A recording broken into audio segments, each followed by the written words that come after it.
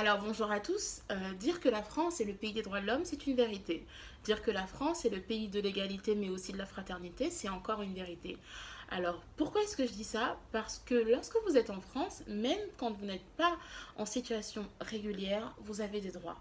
Donc le sujet de ma vidéo aujourd'hui va porter sur vos droits en tant que sans-papier. Donc si vous vivez en France et que vous êtes en situation irrégulière ou sans-papier, sachez que cette vidéo est faite pour vous. Alors, quand vous êtes en France depuis au moins 3 mois, vous avez le droit de demander l'aide médicale d'État. Qu'est-ce que c'est concrètement l'AME? Alors, l'AME, c'est un dispositif qui permet aux personnes qui sont en situation irrégulière d'avoir une prise en charge financière de tous leurs soins de santé. Alors, concrètement, c'est comme une couverture maladie, c'est une couverture maladie par ailleurs. Et quand vous allez chez le médecin et que vous présentez votre carte AME, vous voyez tous vos frais de santé remboursés. Pour pouvoir en bénéficier, vous devez être sur le territoire français depuis au moins 3 mois. Vous devez aussi présenter une preuve d'identité, comme un passeport, un acte de naissance, un livret de famille, tout document qui réussirait à prouver votre identité. Et vous devez aussi soumettre une attestation de domicile. Donc pour être domicilié, vous pouvez vous rendre au centre communal d'action sociale de votre ville, demander une domiciliation, ou alors dans une association spécialisée où vous pourrez en bénéficier. Sinon, il y a aussi des domiciliations qu'on peut payer. Tout ça se trouve très facilement sur Internet. Si vous êtes hébergé par un tiers, par ailleurs, vous pouvez demander à votre hébergeur de vous faire une attestation écrite.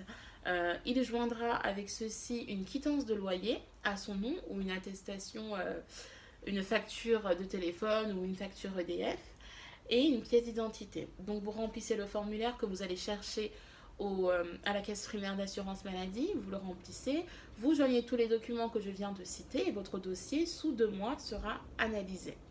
Sachez que si vous avez des enfants mineurs, vos enfants mineurs n'ont pas à attendre 3 mois de présence sur le territoire.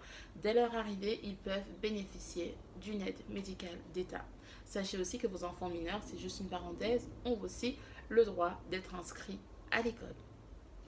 Alors, au-delà de l'aide médicale d'État, vous avez aussi le droit, et d'ailleurs le devoir, et je vous le conseille par ailleurs, de déclarer vos impôts. Alors, pour ce faire, vous n'avez pas, encore une fois, à justifier de votre régularité sur le territoire. Vous allez au centre des finances publiques de votre ville, de la ville dont vous êtes domicilié, en tout cas du centre des finances publiques dont vous dépendez, dont votre adresse dépend. Vous demandez une fiche de première déclaration, vous remplissez tout ce qu'il y a à remplir, vous justifiez d'une pièce d'identité. Si vous travaillez au black, déclarez-le.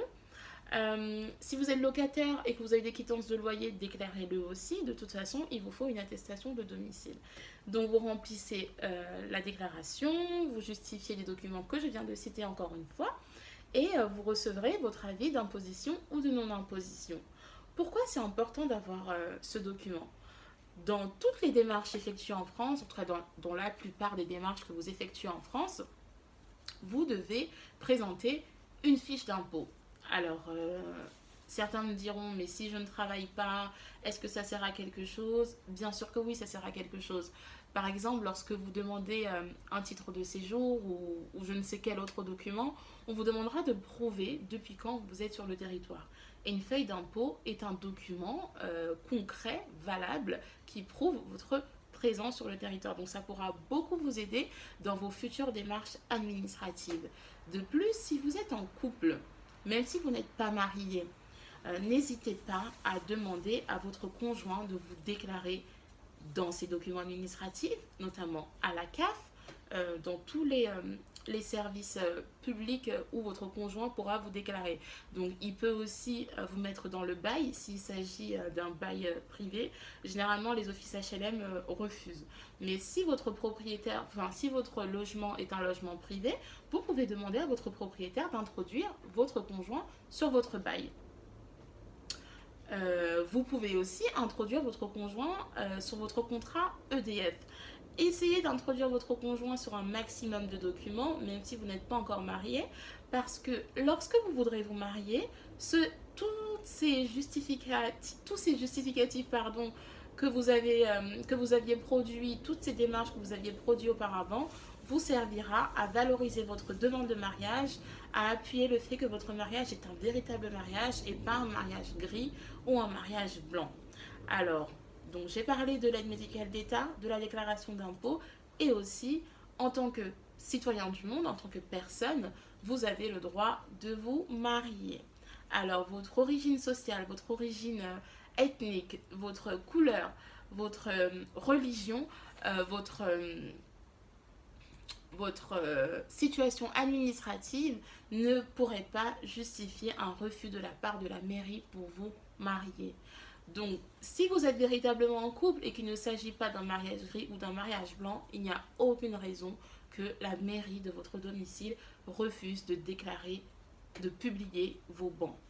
Alors, ce qui peut arriver cependant, c'est que si la mairie a un doute sur la véracité de votre union, elle peut transmettre le dossier au procureur de la République. Celui-ci peut faire une enquête de moralité pour vérifier qu'effectivement il s'agit bien d'un mariage et vérifier que vous ne vous mariez pas uniquement pour avoir des papiers ou qu'il n'y a pas une transaction financière derrière ça.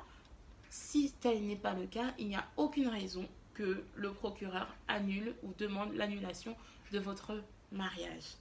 Alors, je répète, lorsque vous êtes en France et que vous êtes sans papier, vous avez des droits. Le droit à la santé, le droit de déclarer vos revenus et le droit de vous marier. Lorsque vous êtes en couple et que vous n'êtes pas encore marié, n'hésitez pas à introduire votre conjoint dans votre vie. Déclarez-le à la CAF, déclarez-le aux impôts, déclarez-le chez votre bailleur, déclarez-le partout où vous pourrez le déclarer. Bien entendu, ma vidéo n'est pas exhaustive encore une fois, j'ai sans doute oublié d'autres éléments. Donc si vous avez des questions, si vous avez des suggestions, n'hésitez pas à me les mettre en commentaire. Je ne sais pas encore sur quoi portera ma prochaine vidéo, mais vraiment je vous demande de me suggérer des sujets. Je vous en propose deux: comment faire une demande de carte de 10 ans ou alors comment faire une demande de premier titre de séjour en France, qu'il s'agisse de salarié ou vie privée, vie famille. Merci beaucoup.